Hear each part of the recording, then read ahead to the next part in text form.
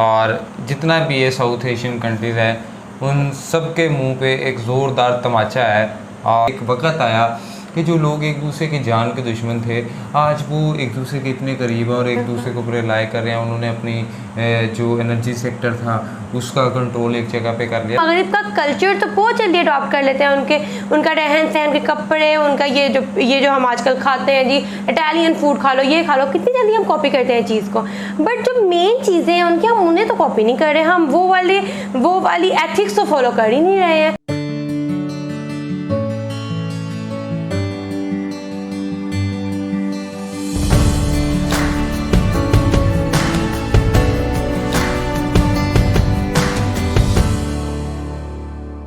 अस्सलामुअलैकुम, नमस्ते, सत श्री अकाल। यूट्यूब चैनल खदीजा मेरा रिएक्शन। इट्स मी और होस्ट खदीजा वसीम, मेरे साथ हैं मेहरान नासिर। नाज़रीन, आज हम बात करने वाले हैं कि जिस तरह आपको पता है कि जो यूरोप है वो सारा बॉर्डरलेस है और यूनाइटेड है, और जिस तरह यूरोपीय यूनियन है इसी तरह क्या साउथ एशिया जिसमें ये पाकिस्तान, इंडिया, श्रीलंका, बांग्लादेश और ये सारे कंट्रीज़ आते हैं, क्या ये भी इस तरह से यूनाइट हो सकते हैं या नहीं हो सकते। और इसके पीछे कुछ लॉजिक्स है कि जिसके ऊपर बात करते वक्त हम ये शर्मिंदा महसूस करेंगे कि ऐसा हम क्यों नहीं ऐसा कर पाए और यूरोप ने ऐसा क्यों कर लिया है। तो एक वीडियो है, वीडियो को देखते हैं और वीडियो का लिंक आपको डिस्क्रिप्शन में मिल जाएगा। लेकिन साथ साथ अगर आपने हमारा चैनल सब्सक्राइब नहीं किया बस सब्सक्राइब मेरे चैनल और बेल आइकन आगे प्रेस कीजिए। हाँ, चलते हैं जी, देखते हैं। जियोग्राफिक साइज के मामले में साउथ एशिया ईयू से थोड़ा सा बड़ा है, मगर पॉपुलेशन के हवाले से ईयू से कई गुना बड़ा। ईयू की 27 मेंबर कंट्रीज हैं, तो इसमें पूरा यूरोप तो नहीं मगर यूरोप की सबसे बड़ी इकोनॉमीज इसमें शामिल हैं। रैंकिंग में टॉप 5 कंट्रीज इनकी $1 ट्रिलियन इकोनॉमीज में पाई जाती हैं। इधर जब हम साउथ एशिया की तरफ आते हैं तो $1 ट्रिलियन इकोनॉमीज में सिर्फ एक इंडिया ही है। और ओवरऑल अगर हम इन रीजनल ब्लॉक्स के जीडीपी को कंपेयर करें तो ईयू का जीडीपी साउथ एशिया से 5 गुना ज़्यादा है। तो भाई इसका जियोग्राफिक साइज भी बड़ा है, इसकी आबादी भी ज़्यादा है और साथ में हमारे पास कोल, नेचुरल गैस और ज़रखेज़ ज़मीन भी है। मगर तेल, मिनरल्स और लकड़ी में वो हमारे से आगे है। साउथ एशिया के बॉर्डर्स जो है ना वो टेंशन से भरे हुए हैं। इंडिया पाकिस्तान की बॉर्डर की टेंशन, कश्मीर की टेंशन, सियाचिन की टेंशन, अफगानिस्तान और पाकिस्तान के ड्यूरेंट लाइन के बॉर्डर्स पे टेंशन, इंडिया नेपाल के बॉर्डर पे टेंशन, इंडिया चाइना के बॉर्डर पे टेंशन, पाकिस्तान ईरान के बॉर्डर पे टेंशन। इतनी टेंशन के बंदा हर वक्त टेंशन में ही खड़ा है। ईयू में ज़रा खल्ला सीन है, मतलब इधर से उधर लोग ट्रेड भी कर रहे हैं टैक्स फ्री और वीज़ा लगाए बगैर बॉर्डर भी पार कर लेते हैं। इंफ्रास्ट्रक्चर भी ज़्यादा डेवलप्ड है और इंसानी सरमाए का लेवल भी ऊँचा है, तो एडवांस इंडस्ट्रीज़ हैं। बस सोच सोच के एहसास कमतरी हो रही है। हम तो भाई इतने चावल हैं कि अपने बासमती चावल भी इधर तक नहीं पहुँचा पाए। थोड़ा सा नेगेटिव हो रहा हूँ, लेकिन क्या करें, ख्वाब देखता हूँ और फिर जब हकीकत पे नज़र पड़ती है तो रोना सा आ जाता है। एक ऐसे दिन का ख्वाब देखता हूँ जब साउथ एशिया भी यूरोपियन यूनियन की तरह इंटीग्रेटेड हो, जहाँ पे मुख्तलिफ तहजीबों के और ज़ुबानों के और दीन के लोग मिल के एक सियासी और मुआशी इलाका बना पाए। कैसे हुआ ये कौमें जिनके दरमियान पता नहीं कितनी जंगें लड़ी जा चुकी हैं एक दूसरे पर एतमाद करने लगी कि ना सिर्फ यह एक मुश्तरका सिंगल मार्केट है, इनकी एक यूरोपियन कमीशन भी है जो कि ईयू की पॉलिटिकली इंडिपेंडेंट एग्जीक्यूटिव आर्म है। एक ईयू की बाशिंदों की चुनी हुई पार्लियामेंट भी है जो कि ईयू के लॉ बनाने में काम करती है। ईयू काउंसिल है जहाँ मेंबरान ममालिक की गवर्नमेंट्स की नुमाइंदगी होती है। ईयू की इंसाफ की अदालत भी है भाई, जो कि इंश्योर करती है कि ईयू के कवानीन ईयू के मेंबरान ममालिक में सही इंटरप्रिटेशन के साथ इस्तेमाल हो और ईयू के इदारे ईयू के कानून कायम रखें। कॉम्प्लेक्स सिस्टम है कि भाई इस मकाम तक पहुंचे, मतलब जितना भी कॉम्प्लेक्स हो हर सफर एक पहले कदम से शुरू होता है। पहला यूरोपियन इंटीग्रेशन का आगाज 1951 में यूरोपियन कोल और स्टील कम्युनिटी के जरिए हुआ, जिसमें यूरोप के 6 ममालिक ने अपनी कोल और स्टील इंडस्ट्रीज का कंट्रोल शेयर करना शुरू किया।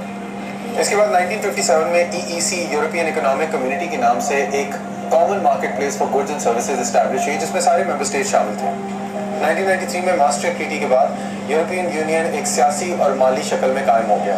फॉरेन अफेयर्स, सिक्योरिटी और जस्टिस जैसे इदारों ने अपनी पॉलिसीज़ को शेयर करना शुरू किया और एक करेंसी वजूद में आई, यूरो। आजकल EU 27 मेंबर स्टेट से मिलके बनता है, जिसके अंदर इनकी 450 मिलियन से ज़्यादा लोगों की आबादी है। GDP इनका 15 ट्रिलियन यूरो से ज़्यादा है, इसलिए इसको अब दुनिया की बड़ी तरीन मीशतों में माना जाता है। और EU का मिशन ये है कि मेंबर स्टेट्स में अमन रहे और तरक्की आती रहे, और ग्लोबल अफेयर्स में भी उनको लीडिंग रोल मिलता रहे। तो जिस तरह इन लोगों ने कोल और स्टील की कोलैबोरेशन की थी, इस तरह मैं भी एक सजेस्ट करना चाहूँगा कोलैबोरेशन। अच्छी नहीं लगेगी, सजेस्ट फिर भी कर देते हैं। इंडिया और पाकिस्तान के दरमियान कोलैबोरेशन, चावल की कोलैबोरेशन। खैर, बासमती राइस की बात कर रहा था, जो कि बड़े सगीर में हज़ारों सालों से उगाई जा रही है, जिसमें अब इंडिया और पाकिस्तान दोनों मौजूद हैं। वहाँ के किसानों की ईजाद है ये, मगर इधर इस स्टोर में किसी और जगह पे उगा के लाकर बेची जा रही है। और सच्ची बात तो ये है कि जो बासमती बेच रहे हैं वो उतनी लॉन्ग ग्रेन वाली राइस नहीं है जितनी हमारी बासमती है। इसलिए यहाँ पे कोई भी देसी रहने वाला जो है वो आपको बताएगा कि आपने अगर सही बासमती लेनी है तो किसी एशियन स्टोर से लें। ये हमारा नाम जो बासमती राइस का एक ब्रांड इक्विटी इस्टेब्लिश हुई है, एक क्वालिटी इस्टेब्लिश हुई है, उस नाम को एक्सप्लॉइट करके लोअर क्वालिटी प्रोडक्ट बेचा जा रहा है। अपने प्रोडक्ट्स के बारे में तो ऐसा सीन नहीं है इनका। इटली ने लेदर के हवाले से भी जियोग्राफिक इंडिकेटर हासिल किया, जो कि यूरोपियन यूनियन रेगुलेट करती है। आप टस्कन लेदर के बारे में शायद जानते हो, जो कि टस्कनी के इलाके में लेदर बनाया जाता है, वो किसी और इलाके से बना के टस्कन लेदर के तौर पर बेचा नहीं जा सकता। दूसरी तरफ फ्रांस ने भी बोर्डो वाइन पर जियोग्राफिकल इंडिकेटर्स हासिल किए रखे हैं कि इस नाम की वाइन सिर्फ फ्रांस में एक मखसूस इलाके के किसान बेच सकते हैं। फेटा चीज़ भी EU में सिर्फ ग्रीस की बनाई हुई, और वो भी ट्रेडिशनल मेथड्स और इंग्रेडिएंट्स इस्तेमाल करने वाले फेटा के नाम पे ये चीज़ बेच सकते हैं। और गाहक भी खरीदने वाला देख रहा होता है कि यार बॉल्सेमिक विनेगर IGP मॉडर्ना वाला ही है ना। बासमती राइस की अगर डेवलपमेंट की बात करते हो तो बड़े सगीर में ईजाद हुई, यहाँ के किसानों ने ईजाद की। बासमती के मामले में अगर हम एक कोलैबोरेशन का आगाज़ करें, एक शेयर्ड जियोग्राफिकल इंडिकेटर हासिल कर लें, तो दोनों का फायदा होगा। तो ठीक है, नहीं करनी, मैं बात ही कर रहा हूँ ना सिर्फ। I know you think it's to optimistic, ठीक है।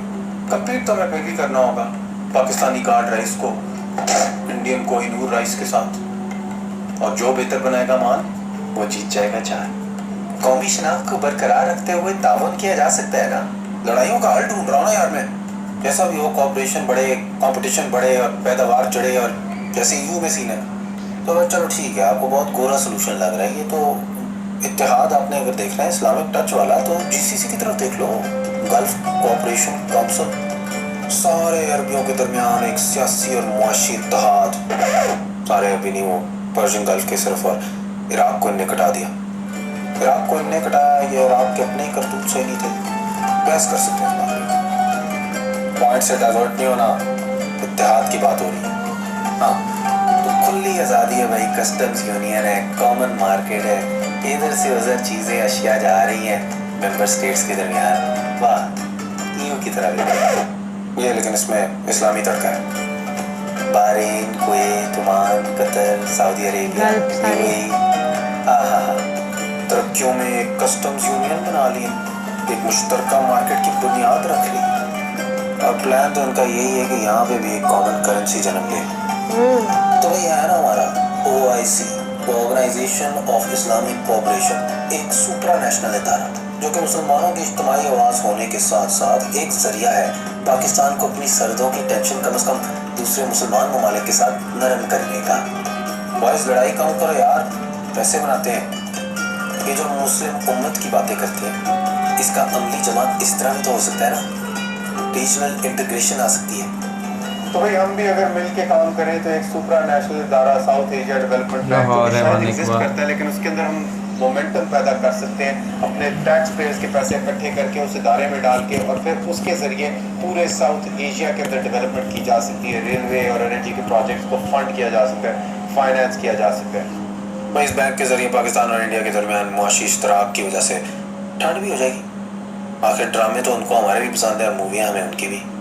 सच पूछो तो मैं कभी इंडिया गया नहीं, लेकिन जब भी मैं किसी इंडियन से पाकिस्तान से बाहर मिला हूँ तो एक अपनाहियत सी महसूस हुई है।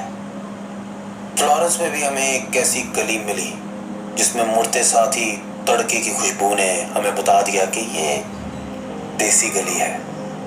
अब शेर तो गड्ढे च पेट्रोल नहीं पाया, मामे वो कार नहीं मशीन एक्सेप्ट करन दी सी। ले तेरे तो कभी मशीन चलती भी है। रॉयल इंडियन रेस्टोरेंट में कुक पाकिस्तानी था, मैनेजर इंडियन। खाना था लजीज और पैसे भी नहीं लिए हमने, क्योंकि अपने ममालिक के बाहर हमारी शनाख्त एक तरह से एक ही है, हम सब देसी हैं। और मुझे लगता है कि ऐसा ही देसी कलेक्टिव एफर्ट हो तो साउथ एशिया भी EU और GCC वाले हालात की तरफ बढ़ सकता है। बांग्लादेशी, श्रीलंकन, नेपाल, अफगानिस्तानी, इंडियन, पाकिस्तानी सब देसी हैं, और अगर एक दूसरे को सपोर्ट करें तो EU की तरह SAU भी बन सकती है।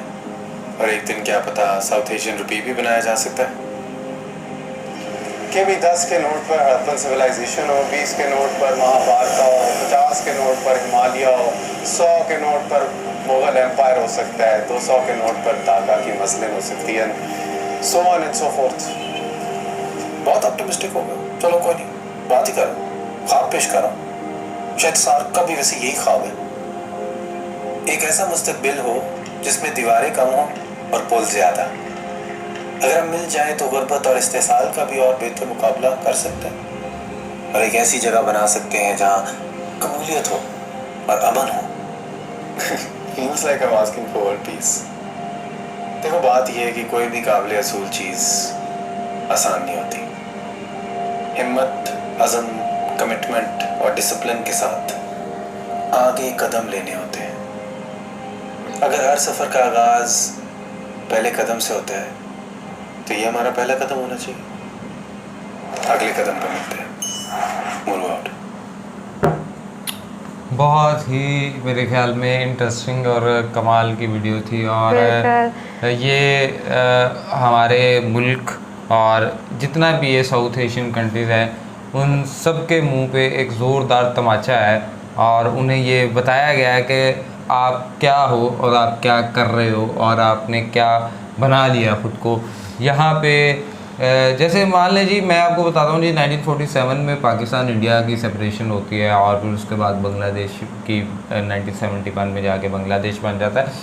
सो बात यह है कि इससे पहले देखें आप वर्ल्ड वार 2, और ये कितनी मतलब आप देखें वर्ल्ड वार 1 और 2, ये जिस तरह आज भी हम बात कर रहे थे कि ये जो पिछली 20वीं सदी गुजरी है ना, पाकिस्तान इंडिया की जंगें, तो वो वॉर्स की थी।